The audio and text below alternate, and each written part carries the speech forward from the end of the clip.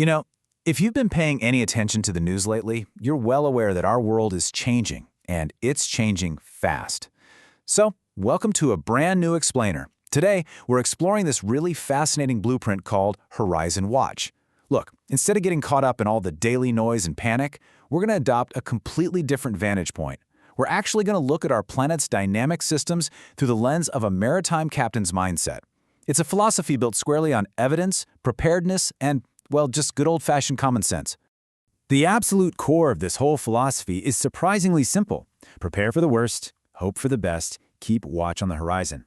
Now, I want to be incredibly clear right out of the gate here. This is not some doom and gloom end-of-the-world narrative, and it's definitely not a political propaganda piece either. What we're actually talking about is a watch-standing platform. Think about it. If you're a captain out at sea, you're constantly scanning the horizon, right? You're looking to identify real, physical risks so you can safely navigate your vessel. Well, we're going to apply that exact same steady, curious, and professional methodology, but to planet Earth. So here's our float plan for this explainer. We'll start off by breaking down the captain's mindset, then move into scanning the geophysical horizon and navigating the climate narrative. After that, we'll shift gears a bit into offshore adventure and sport fishing, and finally, bring the whole thing home with practical pleasure boating safety. Let's dive in. Section 1. The Captain's Mindset. Seamanship Applied to Earth. Okay, so a good captain never leaves the dock expecting to sink. But they always ask, hey, what happens if the engine just suddenly quits? What if all our communications fail? They assess the worst-case scenario with total professionalism and literally zero panic. Now, when we look at our modern society, we have to recognize that, honestly, we're highly fragile. I mean, we rely so heavily on electronics, just-in-time logistics, the power grid, satellites, the whole shebang. So treating the Earth like a vessel means we need to look at the massive systems keeping us afloat and ask those exact same hard questions without giving in to fear. Moving right along to Section 2. Scanning the Geophysical Horizon. The Big Four. We're all so trained by movies to expect this Hollywood-style apocalypse, right? Like a sudden, massive wall of water or an overnight deep freeze. But the real-world worst case is actually what experts call a cascading risk environment.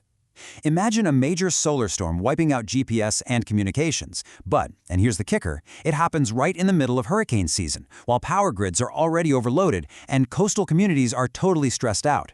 It's that intersection, multiple systems failing all at once, that we truly need to be prepared for. Let's take a look at one of those massive systems, the AMOC. That stands for the Atlantic Meridional Overturning Circulation. It's this incredibly vital ocean system that basically acts like a giant conveyor belt, moving warm surface water north and colder, denser water south.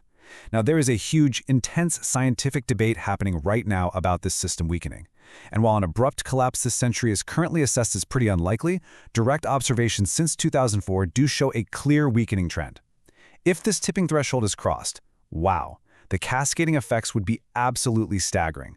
We're talking major drying in Europe, completely disrupted monsoons, and wildly accelerated sea level rise along the U.S. East Coast. So it's a low probability, but an incredibly high impact risk. Another critical pillar on our horizon is the WICE, the West Antarctic Ice Sheet. A massive concern here, and honestly a really surprising fact to a lot of people, is that parts of it sit on bedrock that is actually below sea level. This essentially allows warm ocean water to creep in and literally undermine the ice from below. The Thwaites Glacier, just as one example, is already losing more than 50 billion tons of ice every single year.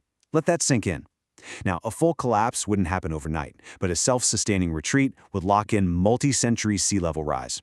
And that means much higher baseline water, disappearing barrier islands, and massive cascading failures in coastal infrastructure and insurance markets all over the globe. Tracing, space weather, and our magnetic field reveals some pretty incredible interconnectedness. Think back to 1859, when the massive Carrington event hit Earth. If a solar storm of that exact magnitude hit us today, it could easily cause continent-wide electrical blackouts and total satellite failures. Fast forward to 2024 and 2025, and we hit the solar cycle 25 maximum. Because of this, by June 2026, the U.S. government brought the Solar One satellite operational strictly to monitor these specific space weather risks. On top of all that, our magnetic North Pole is constantly drifting towards Siberia. That's exactly why navigation models, like the WMM 2025, have to be updated every 5 years, with the current one expiring in late 2029. Literally all of our modern logistics, shipping, and aviation completely depend on these unseen systems functioning perfectly. Moving on to Section 3, Navigating the Climate Narrative, Evidence over Ideology. The data actually tells us two things simultaneously. First, Earth has always changed naturally. Things like solar variability, ocean patterns, and Milankovitch cycles, which, by the way, are just shifts in Earth's orbit, are completely real. They have driven massive environmental shifts throughout history.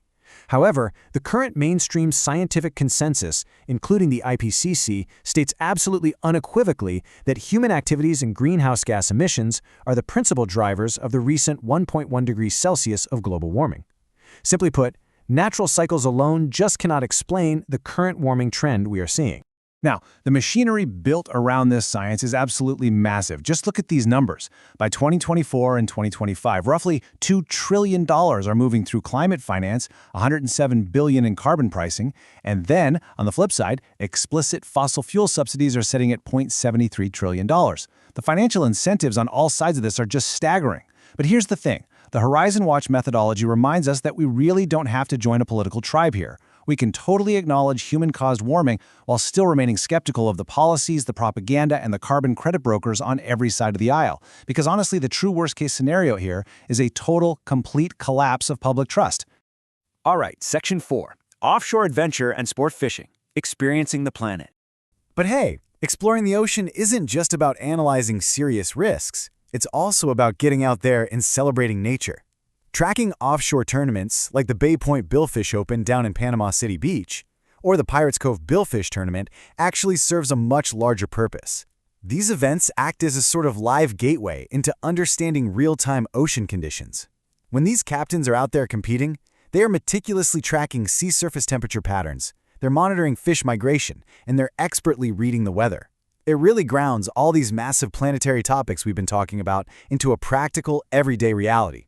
Sport fishing, like what you see at the Blue Marlin Grand Championship, is way more than just high-energy recreation. It sits right at the intersection of local coastal economies, cutting-edge boat design, electronics, and deep water conservation.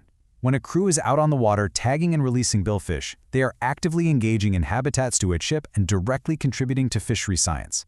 It's just an incredibly dynamic, hands-on way to cultivate a genuine respect for those natural cycles we've been discussing. Let's bring it into our final section, Section 5, Practical Pleasure Boating Safety, Avoid the Worst. Okay, this number right here is incredibly sobering, 3,887. That is the exact number of recreational boating incidents reported by the U.S. Coast Guard in 2024 alone. And those incidents resulted in hundreds of fatalities and tens of millions of dollars in property damage. The reality is, a lot of new boaters simply don't know what they don't know. They kind of just assume that a sunny day automatically means a safe day on the water. When we actually break down those incidents, the primary accident factors are really telling. The leading known contributor to fatal accidents? It remains alcohol consumption. Now, combine that with operator inexperience, inattention, or a sudden machinery failure, and suddenly you have a deadly cascading risk right there on a micro level. Let me state this as plainly as I can. Your GPS and your chart plotter are absolutely fantastic tools, but they do literally nothing to replace a physical, attentive lookout and basic common sense. So what does practical preparation actually look like? Well, before you ever leave the dock, you need to run through a basic checklist. Check the weather and make sure you truly understand the sea breeze and the tide. File a float plan so someone back on land knows exactly where you are. Inspect your fuel, your battery, and your bilge. Ensure your VHF radio, life jackets, and first aid kit are completely ready to go. Because at the end of the day, good seamanship is all about anticipating the variables, making sure that a minor machinery failure doesn't suddenly turn into a full-blown rescue operation. And that brings us to the ultimate takeaway of this entire explainer. Look, a serious captain never ignores smoke in the engine room, right? But they also don't just panic and abandon ship without confirming the source first. We live on this incredibly dynamic, ever-changing planet where natural cycles, human influence, and highly fragile modern systems all intersect. So I'll leave you with this question to chew on.